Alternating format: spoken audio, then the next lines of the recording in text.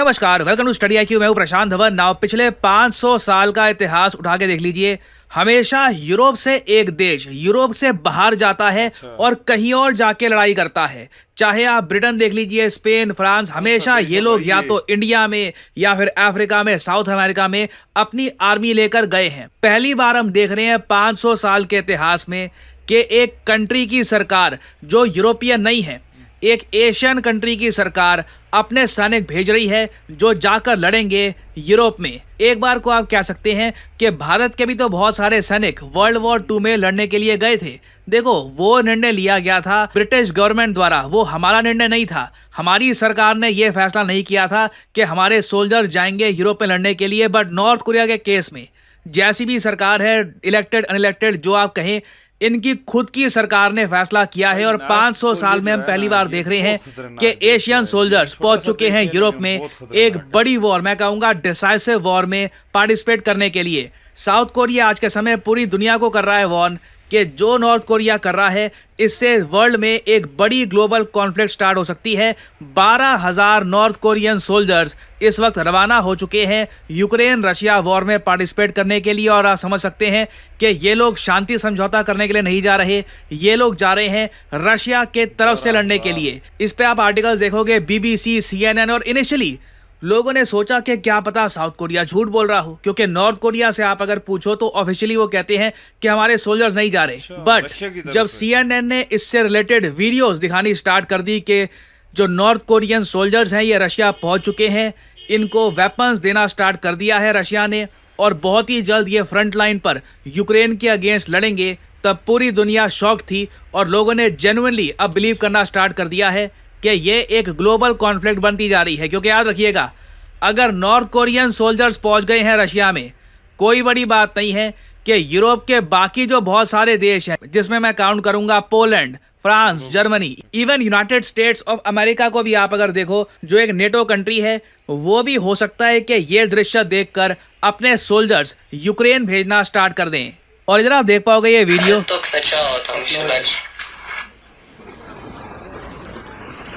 ये north Korean soldiers हैं आपके सामने, बहुत बड़ी संख्या में रशिया में पहुंच चुके हैं। बताया जा रहा है कि नवंबर 1 से ये फ्रंट लाइन पे इनको डिप्लॉय करना स्टार्ट कर दिया जाएगा। पहले ये रशियन आर्मी की बैटल फॉर्मेशंस, किस तरीके से रशियन आर्मी काम कर रही है, ये समझेंगे।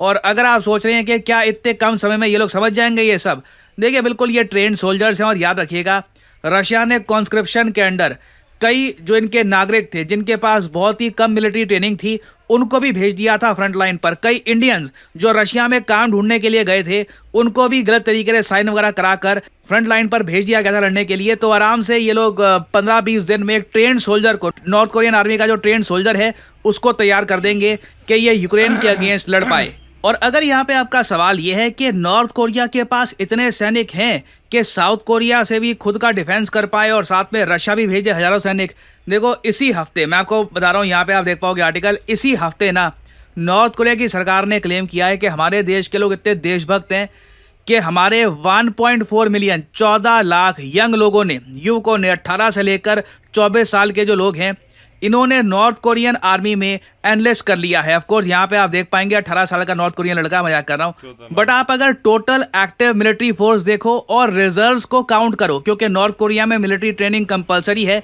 आप कह सकते हैं नॉर्थ कोरिया के पास दुनिया की सबसे बड़ी आर्मी है। अगर आप पैरामिलिट्री को भी काउंट करोगे तो आप देख पाओगे पैरामिलिट्री नंबर्स नॉर्थ कोरिया के स्टैगरिंग है, 57 लाख के पास तो इनके पास पैरामिलिट्री सोल्जर्स हैं। उसके अलावा 12,80,000 इनकी एक्टिव मिलिट्री है। फिर इनके रिजर्व में जो लोग हैं वो 6 लाख के आसपास हैं। कंपैरिजन करो आप इंडिया का, तो इंडिया के पास जो एक्टिव मिलिट्री में लोग हैं ये 14-15 लाख के आसपास हैं। तो नॉर्थ कोरिया के पास इतने सोल्जर्स आराम से हैं कि रशिया को ये दुनिया की सेकेंड लार्जेस्ट आर्मी बना सकते हैं। अब यहाँ पे आप कहोगे वेट, दुनिया की second largest army, Vladimir Putin क्या ये चाहते हैं? हाँ बिल्कुल। देखिए, इससे रिलेटेड आर्टिकल्स पब्लिश होने स्टार्ट हुए थे कुछ ही समय पहले कि व्लादिमीर पुतिन ने ऑर्डर ये किया है कि रशियन आर्मी का विस्तार करो, रशिया में सोल्जर्स ऐड करते रहो। एक तो रशिया की जो जनता है, जो इनके विलेजेस में कई लोग हैं, जो छोटे शहरों में लोग हैं जिनको रोजगार नहीं मिल रहा, आर्मी में भर्ती करो, बंदूक पकड़ा दो, यूक्रेन भेज दो। और साथ ही साथ नॉर्थ कोरिया, सीरिया, कहीं से भी सोल्जर्स और आप जोड़ करना, नंबर्स के मामले में दुनिया की सेकेंड लार्जेस्ट आर्मी, चाइना के बाद दुनिया की सेकेंड लार्जेस्ट एक्टिव आर्मी बनाना चाहते हैं व्लादिमीर पुतिन। अब यहाँ पे आप पूछोगे कि क्या ये सब सोल्जर जो रशिया इकट्ठे कर रहा है, क्या ग्राउंड लेवल पर कुछ इसका एडवांटेज मिल रहा है? जी हाँ, इस वक्त ईस्टर्न यूरोप में, ईस्टर्न यूक्रेन में लगातार रशिया एडवांस कर रहा है। मैं ये नहीं कहूँगा कि कीव के ये पास पहुँच गए हैं, यूक्रेन की राजधानी से अभी भी ये बहुत दूर हैं, पर व्लादिमीर ज़ेलेंस्की बहुत नर्वस हैं कि अभी तो बस 12,000 नॉर्थ कोरियन सोल्जर्स आए हैं। नॉर्थ कोरिया लाखों ऐसे सोल्जर्स आराम से भेज सकता है रशिया में, और ऐसे सोल्जर्स अगर रिकॉर्ड नंबर पे पहुंचते हैं रशिया में तो बिल्कुल यूक्रेनियन सोल्जर्स को प्रॉब्लम आने वाली है। और इसलिए व्लादिमीर ज़ेलेंस्की को ये बात बोलनी पड़ी कि ये पहला कदम है टू वर्ल्ड वॉर। इनके हिसाब से ये बिल्कुल वर्ल्ड वॉर स्टार्ट होने की यहाँ पे कगार पे हम आ चुके हैं, क्योंकि बहुत ही जल्द यूरोपियन सैनिक भी पहुंच जाएंगे यूक्रेन में। अमेरिका की जो इन्वॉल्वमेंट है ये भी बढ़ने वाली है। उसके बाद कोई बड़ी बात नहीं है कि रशिया के और भी जो मित्र मुल्क कंट्रीज़ हैं सेंट्रल एशिया में, वो भी अपनी आर्मी भेजें। पॉसिबिलिटी है कि बहुत ही जल्द यूक्रेन एक बैटल ग्राउंड बन जाए और यूक्रेन की धरती पर बहुत से देश आपस में वॉर करें। और ये जो एक नई ग्लोबल वॉर की हम बात कर रहे हैं ना, यहाँ पर एक तरफ होगा नेटो, एक तरफ नेटो देश होंगे, दूसरी तरफ होगा क्रिंक। अब यहाँ पे आप कहोगे क्रिंक क्या है? ये देखिए, एक नया एक्रोनिम है जो बनाया गया है।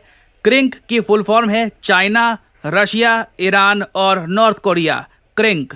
तो जो ये 4 देश हैं, ये माना जा रहा है कि वेस्टर्न कंट्रीज़ के लिए नया एक्सेस ऑफ ईवल है। एज इंडियंस, इंडिया बिल्कुल यहाँ से दूर रहना चाहता है। आपने देखा होगा, हमने रशिया को ये भी कह दिया कि हमारे नागरिक जो भूले भटके वहाँ पहुँच गए हैं, उनको भी आप वापस करिए। We have nothing to do in this war, क्योंकि यहाँ पर एक मेजर वॉरफेयर की बात की जा रही है, ग्लोबल वॉर, जहाँ पे बहुत से कंट्रीज आपस में टकराएंगे। तो याद रखिएगा, ये जो एक्रोनिम है क्रिंक, ये बहुत ही ज़्यादा न्यूज़ में रहेगा। और कोई बड़ी बात नहीं है अगेन कि चाइना भी अपनी आर्मी एक टाइम पे आकर रशिया में भेजे लड़ने के लिए, अगर सिचुएशन बहुत ज़रा ख़राब हो जाती है। तो ये टॉपिक देखिए बहुत ही ज़्यादा न्यूज़ में रहेगा। A new geopolitical power has risen, CRINK, और इससे related in the future developments होती हैं तो मैं आपके लिए बाद में वीडियो लाता रहूँगा। और फाइनली यहाँ पर मैं ये भी ऐड कर दूँ कि नॉर्थ कोरिया ने अपने संविधान में बदलाव करके किस कंट्री को वहाँ पर ऐड कर दिया है एज ए हॉस्टाइल स्टेट, के हमेशा ये देश हमारा एनिमी रहेगा, कुछ भी हो जाए इस देश के साथ हम समझौता नहीं करेंगे। ये हैं यहाँ पे आपकी options, Japan, India, south Korea, USA. बताइए वो कौन सा देश है जिसको लिटरली नॉर्थ कोरिया ने अपने संविधान में ऐड कर दिया है एक दुश्मन देश के रूप में? तो यहाँ पे ये आपकी ऑप्शंस है। कमेंट सेक्शन में करिए आंसर। जो लोग देंगे सही आंसर, उनकी कमेंट को मैं हार्ट दे दूंगा ताकि बाकी लोग समझ पाएं कि सही आंसर क्या है।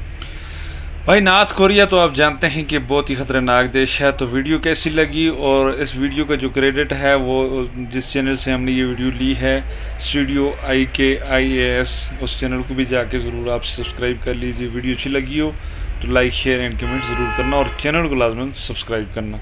अल्लाह ने